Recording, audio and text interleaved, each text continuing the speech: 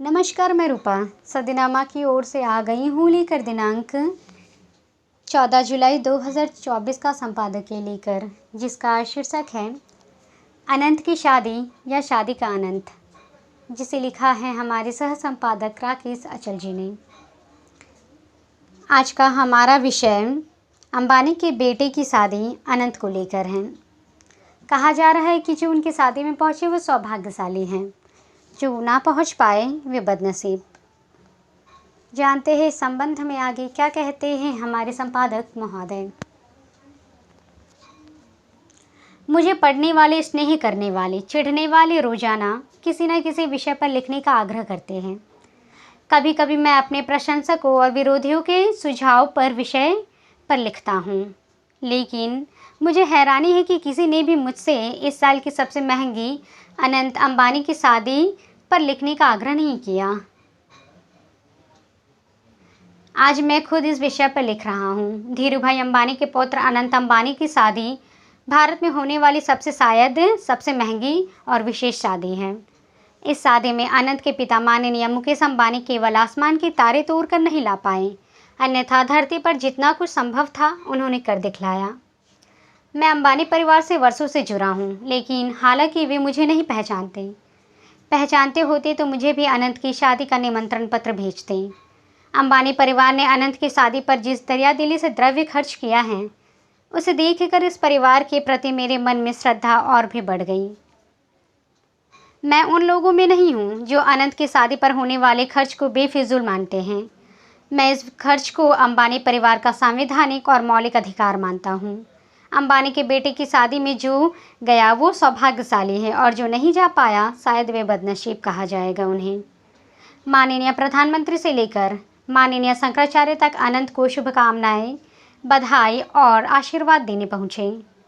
ये अनंत की किस्मत है कि वे उस परिवार में जन्मे हैं जिसने दुनिया को 22 साल पहले अपनी मुट्ठी में कर लिया था। अनंत के दादा धीरू भाई अंबानी ने मात्र 500 रुपये से अपना कारोबार शुरू किया था, और आज उनके बेटे मुकेश अंबानी के पास 12,370 करोड़ अमेरिकी डॉलर यानी कोई 1,020 लाख करोड़ की संपत्ति है। ये अंबानियों का पुरुषार्थ है।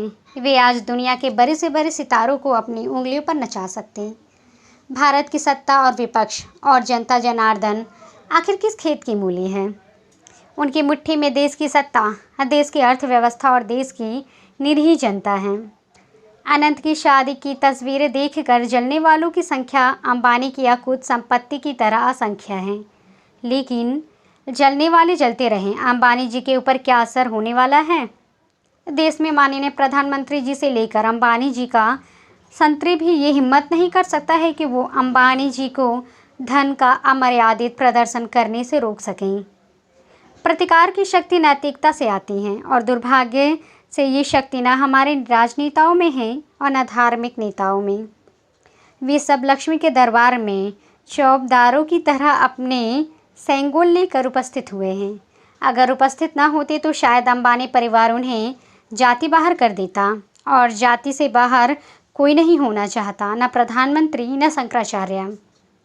लक्ष्मी के सामने सभी नतमस्तक होते हैं। मुझे तो लग रहा था कि जैसे अंबानी के बेटे की शादी में दुनिया के सारे अब्दुल्ला दीवाने हो रहे थे। अंबानी परिवार ने किस गवैये, किस नचाइये को कितना धन दिया, इसकी खबरें चटखारे लेकर छपी दिखाई जा रही हैं। अनंत और उनकी पत्नी राधिका के लहंगे से लेकर मेकअप तक के कसीदे काढ़े जा रहे हैं। इस नवविवाहित नव दंपत्ति के साक्षात्कार ऐसे दिखाए जा रहे हैं जैसे वे भारत की संस्कृति का प्रतिनिधित्व करते हों। ये वो देश है जिसमें आज भी लोग अपने बच्चों का विवाह करने के लिए सरकारी योजनाओं पर निर्भर हैं, लेकिन इस देश में ही अंबानी भी रहते हैं। उनके पास इतनी संपत्ति है कि वे यदि रोजाना 3 करोड़ रुपए भी खर्च करें तो उन्हें अपनी संपत्ति खर्च करने के लिए कम से कम 932 साल 6 महीने चाहिए। यानी अंबानी की कम से कम 10 पीढ़ियाँ तो बिना हाथ हिलाए आनंद के साथ रह सकती हैं। दुनिया के हर देश में अपने अपने अंबानी हैं। पूंजीवादी देशों में तो अंबानियों का होना स्वाभाविक है, लेकिन भारत जैसे महान लोकतांत्रिक देश में किसी का अंबानी होना एक अजूबा हैं। भारत में 500 रुपये की पूंजी से अरबों खरबों की पूंजी बनाने का करिश्मा यूं ही नहीं होता। इस करिश्मे में वे तमाम संवैधानिक और असंवैधानिक शक्तियां भी बराबर से सहयोगी होती हैं, जिनके दर्शन आपने अनंत की शादी के प्रतिभोग में किए हैं। प्रीतिभोज हो रहे थे वहाँ। मैं किसी का नाम लेकर किसी को लांछित नहीं करना चाहता और ना ही कर सकता। किसी को लांछित करने का कोई कारण भी नहीं। ये एक परिवार का सुखद प्रसंग है। दुखद सिर्फ इतना है कि देश के प्रधानमंत्री हो या शंकराचार्य हो या विपक्ष के नेता, उन गरीबों के बच्चों की शादियों में नहीं जाते जहाँ तरक भरक नहीं होती। गरीबों के यहाँ जाने और न जाने से कोई फ़र्क नहीं पड़ता। फ़र्क पड़ता है अंबानियों के यहाँ न जाने से। माननीय प्रधानमंत्री जिन अंबानी के बेटे की शादी में शरीक हुए, उन्हें उनके ऊपर पिछले महीने आम चुनाव के समय उन्होंने टेम्पो भर कर विपक्ष को रुपए देने का आरोप लगाया था। ईडी प्रेमी सरकार भी अंबानी के घर ईडी भेजने का साहस नहीं कर पाई। देश के एक सामान्य नागरिक और अंबानी परिवार के उपभोक्ता की हैसियत से मैं अनंत और राधिका के सुखद और उज्ज्वल जीवन के लिए अपनी शुभकामनाएं और बधाई प्रेषित करते हुए अनंत से आग्रह करूंगा कि जब उनके हाथ में अंबानी परिवार की सत्ता आए तो वे अपनी शादी में हुए धन के बेहुदा प्रदर्शन की पुनरावृत्ति नहीं होने देंगे।